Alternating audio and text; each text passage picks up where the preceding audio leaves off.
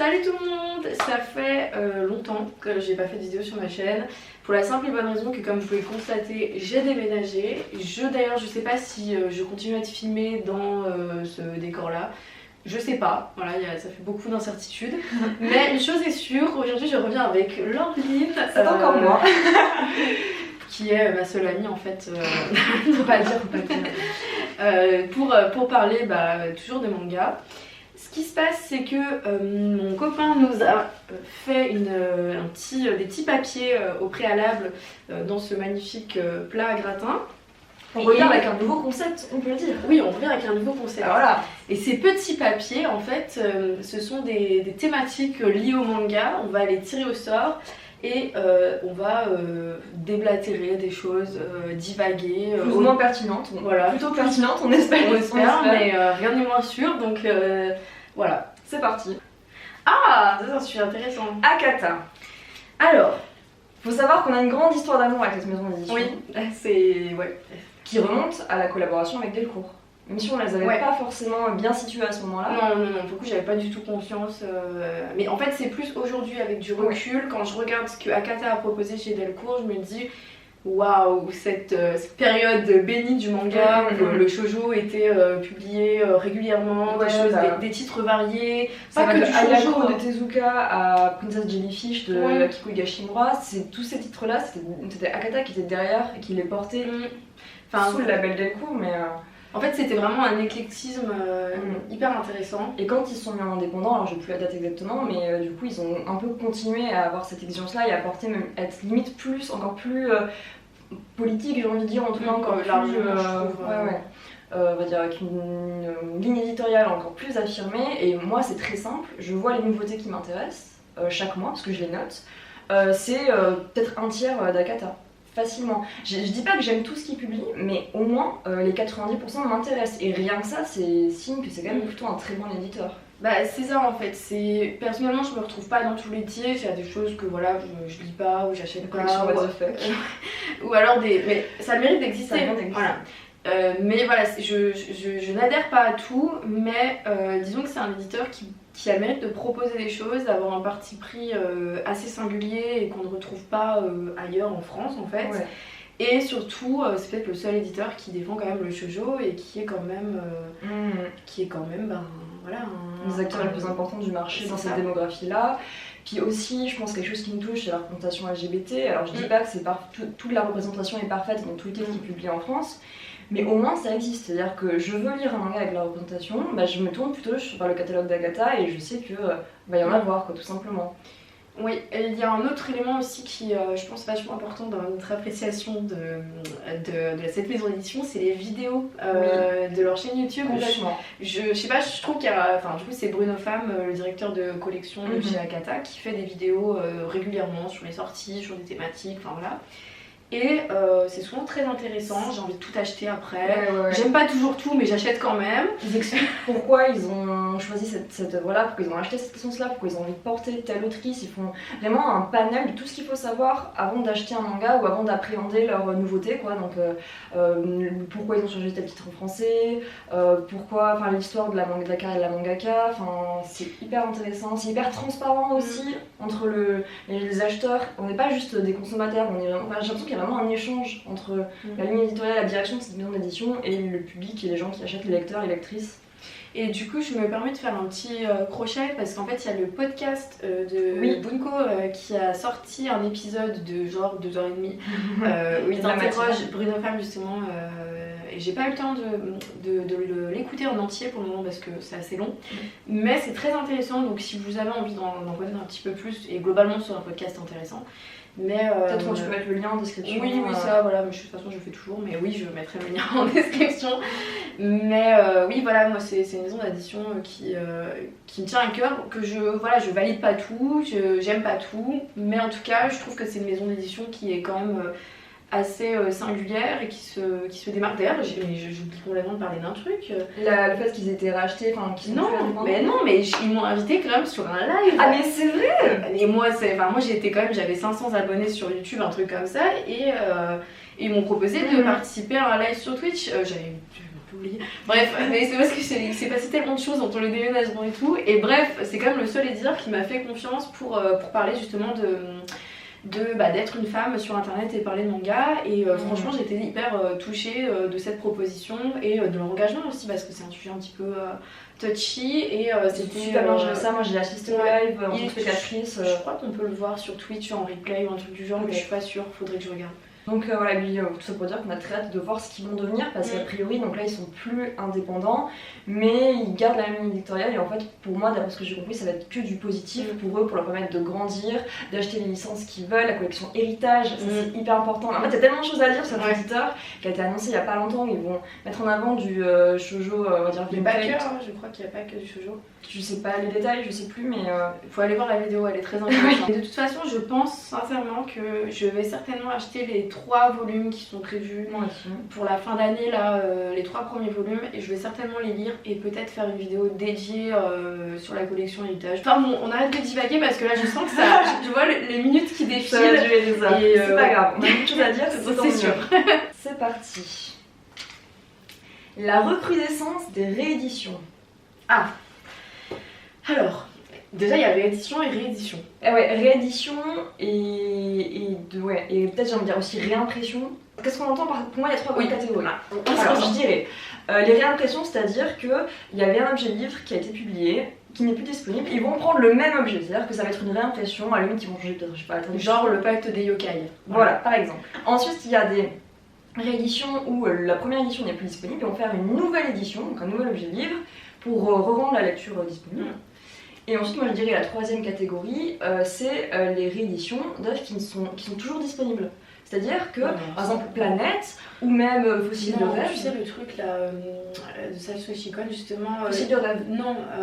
Le pacte de la mer. Un truc qui a au moins 40 éditions. 6, je crois, 6. Et c'est. Il y en a, il y a peut-être la typo du titre qui change quoi. C'est ridicule, ouais. Bon, voilà, donc les 3 grandes catégories. Je pense qu'on parle. Enfin, je sais pas comment tu vas aborder le problème. Alors, dans recrudescence, il y a un côté un peu péjoratif. Oui, alors déjà, moi j'ai une première chose à dire. C'est très cool de rendre accessible des œuvres qui ne l'étaient plus. Hyper important. Par exemple, Une sacrée mamie, je suis très contente de la retrouver. Après, on peut discuter du format, de ce genre de choses, mais ça, on va pas débattre là-dessus. Donc ça, je trouve ça très chouette de rendre accessible des œuvres qui n'étaient plus, parce qu'on n'a pas forcément tous... commencé le manga il y a 10 ans. C'est ça, et puis moi, personnellement, quand j'avais 15 ans, Une sacrée mamie, bon... On lisait Fullmetal Alchemist, on était contente. Ouais, c'est ça, c'était. Et j'aime toujours autant, hein, mais bon, voilà, c'était pas forcément les œuvres vers lesquelles je me tournais. Alors, après, il y a plusieurs choses. Donc, on a parlé un petit peu vaguement de. Enfin, quand même, on en a pas mal dit. Les titres qui sont réimprimés, qui changent d'édition régulièrement, mais bon, moi, honnêtement, ça me fait un peu souffler, quoi. Je suis un peu. On passe notre temps on passe notre temps à nous bassiner avec la crise du papier, avec le fait qu'il y a une saturation du marché, et là, une sorte d'édition juste pour le plaisir de relancer. C'est un peu un projet marketing, j'ai l'impression, sur certains cas de figure. Et puis bon, il y en a, je suis désolée. Ça se justifie pas, le pacte de la mer, je trouve que c'est un titre qui est très sympathique, mais est-ce qu'il mérite d'en avoir 150, je sais pas. Non, il y a vraiment des absurdités. Après, c'est pas ce qu'il y a le plus. Souvent, c'est des éditions qui ont raison d'être, qui ont lieu d'être. Et moi, il y a aussi quelque chose qui m'énerve, c'est quand on vous fait par exemple, on change de format d'une œuvre, donc on réédite sous une autre édition, quoi. Et qu'on vend ça 40 fois plus cher, mais qu'il n'y a finalement pas de différence de contenu. Ah oui, hyper important. Moi j'adore. Oui, bon ça voilà. Et parce que par exemple, ce que je trouve intéressant, c'est quand une œuvre s'est terminée, qu'on la réédite un peu plus tard, qu'on change de format pour avoir un objet livre plus précieux, plus intéressant. C'est sympa d'avoir une édition peut-être critique, peut-être, je sais pas, des petits éléments en plus qui permettent, pas juste quelque chose d'esthétique pour mettre dans une bibliothèque et pas juste un grand format pour faire un grand format, parce que ça aussi ça me saoule. Puis les parfaites éditions qui sont de parfaites que le nom, en fait, évidemment ça perd son sens, c'est plus cher, c'est juste ridicule. Et tu parles du point de vue esthétique, faut pas oublier que on se base, donc c'est pas des créations, on se base sur les éditions japonaises, et je trouve aussi que parfois des fois il y a des petits. C'est ça, et que je crois que Banana, je suis pas sûre, mais Banana Fish c'est une création complètement. Et justement, pas la meilleure, hein. Et pas la meilleure. Et justement, ce que je voulais dire par rapport aux rééditions, c'est que au Japon ils rééditent régulièrement, et donc souvent les rééditions françaises se basent sur les rééditions japonaises, mais pas toujours. Alors des fois c'est à moitié, des fois c'est. Donc je trouve qu'il y a ça aussi. Des fois, je suis un peu déçue en fait de l'objet que propose la réédition française par rapport aux rééditions japonaises. Voilà, c'est juste une parenthèse purement esthétique entre guillemets. Voilà, je pense qu'on a abordé pas mal de points. Moi je veux aborder quand même un autre point, c'est en fait je trouve ça génial de remettre en avant des auteurs ou autrices maudits en France qui ont été complètement abandonnés ou mis sur le côté, mais j'en ai ras-le-bol de voir des mecs en fait, enfin, des auteurs, des hommes qui ont toute leur œuvre publiée en France. Par exemple, je prends le cas de Takahashi avec Sido, etc. Je suis franchement super, hein. Vraiment je suis contente pour les fans qui aient toute leur œuvre. Mais du coup j'ai l'impression que ces rééditions elles touchent quand même beaucoup les auteurs. Et typiquement le shoujo c'est toujours le même double standard, c'est-à-dire cette espèce d'élite du manga en France qui a décrété que tel ou tel auteur était au panthéon des auteurs importants, qui ne font pas des grandes ventes parce que c'est pas des auteurs grand public encore une fois. Yu Matsumoto, Atsushi Kaneko, par exemple, pour citer que, et il y a toute leur bibliographie qui est publiée en France, ça fait pas des ventes incroyables, mais il y a un noyau dur dans les acteurs du manga français qui y tiennent, et donc parce qu'ils y tiennent, il va y avoir ce travail-là qui est mérité, mais il y a encore ce double standard qui nous irrite, qui est que dès qu'on se tourne un peu vers les autrices ou vers les personnes qui publient à destination d'un public féminin, alors là c'est pas au panthéon des grands acteurs du manga, donc ça l'attrape complètement. Moi je pense par exemple à Kyoko Kazaki, elle a été pas mal publiée chez Saka notamment, et Castor par exemple, typiquement là, pourquoi il n'y a pas de réédition quoi, c'est hyper difficile de se procurer, enfin je sais pas, il y a peut-être des questions de droit bien sûr. Je prends cet exemple, je connais pas les détails. Mais ça m'étonnerait qu'il y ait des questions de droit pour chaque mangaka chaque mangaka femme. Évidemment c'est trop facile comme excuse. Un ou plusieurs mangas que vous voleriez à l'autre. Ah, je pense que je te volerai Gokuzen. Ouais. Parce que j'ai envie de le lire. Et je la bassine avec, donc je suis presque concentrée parce qu'elle me le... On peut le prêter, sinon ça marche aussi. Ouais, mais ils sont chez tes parents. Si je vais pas, donc ça complique un peu le trafic. Et moi, qu'est-ce que je te volerais Je réfléchis à un autre parce que je suis sûre qu'il y a des trucs que je te volerais. Je regarde autour de moi parce que là j'ai oublié, on commence à en avoir trop en fait. Dans ces trucs que t'as, moi je te volerais des artbooks. Parce qu'il y en a plein, alors par exemple Shibasara, celui de... Il est précieux. Lui, je le volerais celui de Doro et Doro, qui est je sais pas où, mais il est c'est celui de Vincent, c'est pas bien. Oui, mais... C'est l'artbook conjugal. C'est le même appart, tu peux faire le même cambriolage. L'artbook de Nodame Cantabile, qui est magnifique. Ah ouais, il est beau, mais je vais pas l'attraper parce qu'il est enlevé une étagère, donc c'est pas le moment de la faire tomber sur moi. Ou, Sinon... Puis le problème, c'est qu'en fait, comme on a des goûts similaires, il y a des choses que j'ai et... que t'as en fait. Genre, voilà. Complément affectif que je te volerais peut-être. J'ai acheté le tome 1 que j'ai vu, mais je sais pas si j'ai le courage de me battre en fait pour. C'est un challenge, hein. Moi j'ai toujours pas fini, ça fait les 4 ans ou 5 ans, je crois que j'ai. Si, il y a un autre truc, les one-shots là, celui que t'as acheté, tu sais. Ah, de Natsuki Sumera. Oui, j'ai jamais lu, mais ça pour le coup je serais curieuse. C'est ça qui a fait Pékin, Année Folle, ça qui a fait. En fait, on est en bas de laguer là-dessus, mais c'est vraiment, je vous invite à regarder son travail, elle a un très Regardez pas trop parce que ça coûte cher et j'aimerais bien peut-être les trouver un jour. Voilà, donc regardez pas trop. Les rééditions de Courtonka, non, ça c'est pas au programme. Alors. Un toxic trait lié au manga. Parce qu'en fait, il faut savoir que je répète tout le temps que j'ai des toxic traits parce que je suis quelqu'un d'un peu toxique sur certains aspects, mais je pense tu vois, ça fait un équilibre entre tout mon caractère parfois un peu compliqué à gérer. Et du coup, cet équilibre me rend pas non plus complètement détestable. Je la supporte. Voilà. C'est compliqué, mais ça va. Toi, moi je vais te le dire, ton toxic trait, ça se met droit dans les yeux. C'est mon gardien de vérité. C'est pas lié au manga spécifiquement, mais c'est que vraiment t'es quelqu'un de trop organisé quoi. Vraiment, elle a des fiches où elle répertorie toutes les nouveautés par mois qui l'intéressent et elle coche en fonction, elle les évalue avec un code couleur. Enfin voilà. Un code couleur pour mes activités dans la journée. Ouais, non. Enfin, au-delà du manga, bon bref, j'ai un toxic trait qui se retrouve dans ma passion parce que du coup je dois tout mettre sur Notiligent, c'est ma vie, je renseigne tout, je note tout, j'organise tout. Et quand j'aime quelque chose, je suis obligée d'avoir le panel de tout ce qui entoure, de ne vivre plus que pour ça. Donc ça inclut la musique, ça inclut les œuvres qu'il y a autour, ça inclut tout. Voilà. Alors moi récemment, ce qui m'a vraiment fait peur, c'est quand elle m'a montré son compte Steam et qu'elle classe ses jeux par origine du studio de développement. Là je me suis dit waouh. Non mais c'est hyper intéressant, hein, je dis pas, hein, mais vraiment je me suis dit mais c'est tu me fais peur. Non mais c'est bien parce que tu vois, moi je suis pas du tout comme ça, au moins tu m'apprends des choses. C'est vrai que il y a des choses que je ne savais pas. La toxicité se complète. Oui, c'est ça exactement. C'est ça l'amitié en fait. C'est beau hein, mais mon toxic trait à moi au niveau manga. Être une forceuse. Ah ouais non je sais, mais ça c'est mon, tu vois c'est pareil, c'est au quotidien.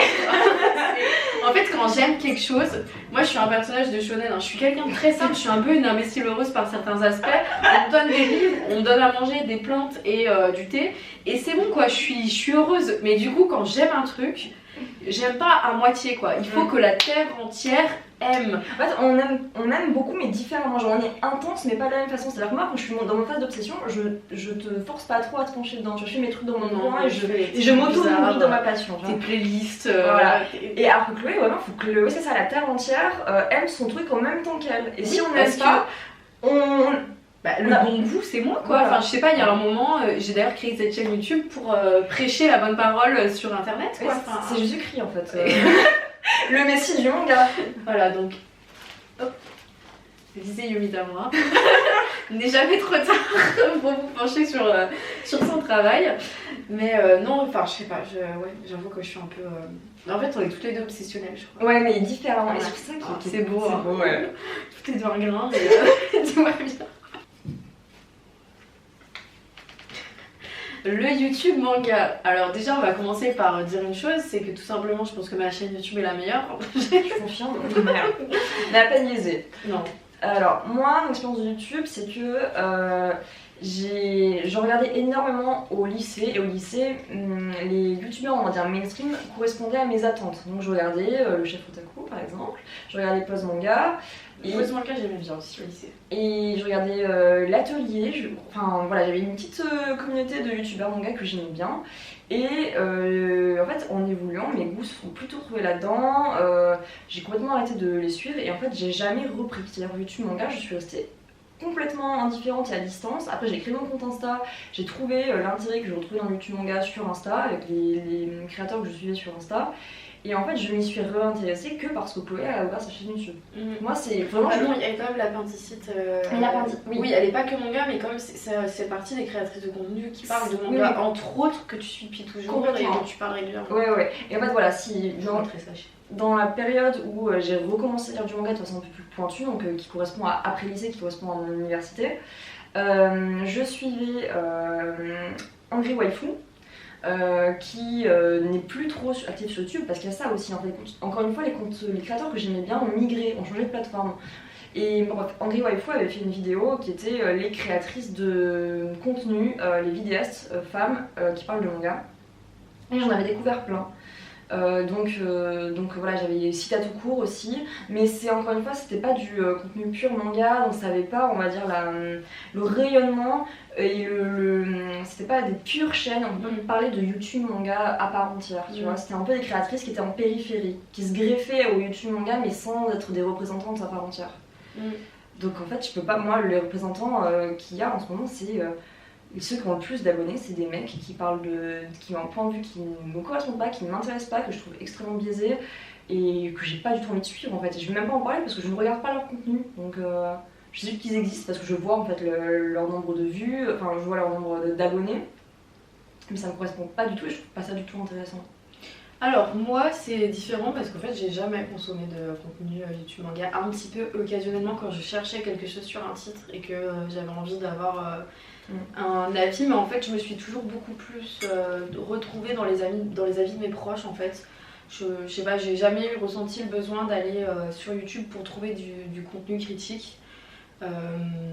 Surtout parce que aussi je pense que j'ai fait une licence de lettres et en fait je pense que vraiment des gens qui viennent me lire un résumé en mettant 3 planches, j'ai très vite en fait été... Au moment où je me suis remis dans le manga, je suis devenue un peu... j'avais envie d'avoir un contenu pointu en fait. J'étais vraiment dans cette recherche de contenu pointu où j'allais apprendre des choses. Mais et en fait, j'ai pas trouvé ça sur YouTube.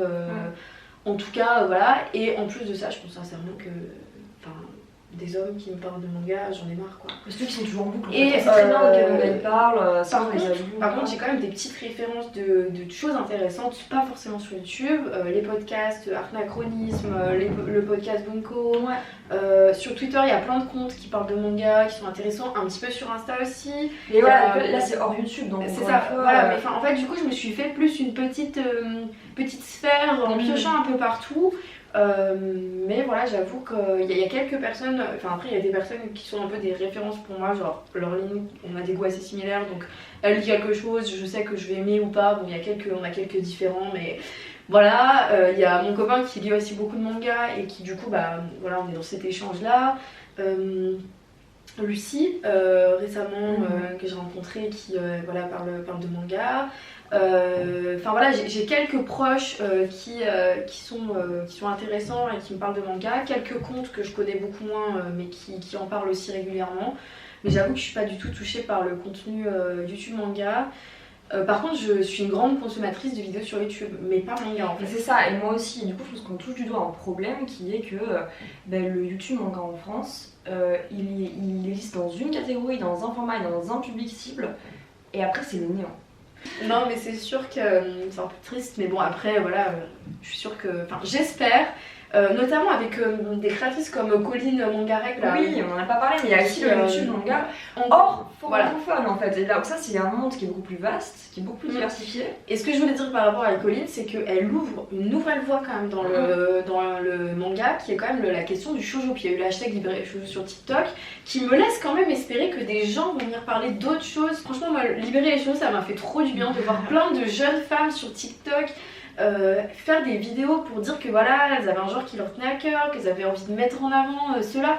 Et genre j'ai vraiment espoir qu'il y ait des créatrices qui émergent et qui parlent de plus en plus de tout ça, parce que voilà, c'est chouette en fait. Puis c'était beaucoup de sororité, c'était trop chouette. Oh, votre librairie préférée? Bah moi faut que je fasse un top hein, parce qu'il y en a plusieurs. Donc déjà, quelle ville? C'est vrai qu'on est nomade. En vrai, moi j'en ai une qui vient tout de suite en tête. C'est pas forcément la plus spectaculaire, comme par exemple le Renard Doré qui est vraiment magnifique et tout. C'est Manga de Yume à Lille. J'adore cette librairie parce que elle est éclectique en fait. C'est un endroit où on retrouve autant du shoujo que du seinen. On a un libraire qui est passionné et hyper intéressant. Enfin, je veux dire, c'est quand même le seul libraire avec qui j'ai pu parler de Seven Seeds. Non mais quand même quoi. Enfin, je veux dire, c'est pas commun quoi. Et c'est quelqu'un d'hyper intéressant et en fait moi j'ai déménagé, je suis plus allée donc voilà. Mais c'est du coup une librairie que j'aime beaucoup, c'est une librairie assez classique entre guillemets, enfin elle n'a pas de thématique particulière ou voilà, mais c'est une librairie que j'aime beaucoup et je suis un peu triste d'avoir déménagé, enfin bien sûr je suis un peu triste d'avoir déménagé. Indépendamment de la librairie. Ouais voilà, mais bon voilà, c'est un autre débat, mais voilà, Manga de Yume, moi c'est vraiment une librairie que j'aime beaucoup. Alors moi du coup j'ai vécu plus longtemps dans deux villes, Montpellier et Paris. Et Montpellier, donc il y a Planète Interdite que la plupart des gens connaissent parce que c'est la très grande boutique spécialisée, derrière Gilbert, etc. Mais moi c'est pas du tout ma librairie de cœur. Moi je vous conseille d'aller chez Azimut. C'est tout petit, la toute petite, et en fait humainement ils sont adorables, donc c'est découpé en deux, il y a les BD d'un côté dans une grande boutique et les mangas dans une plus petite boutique attenante.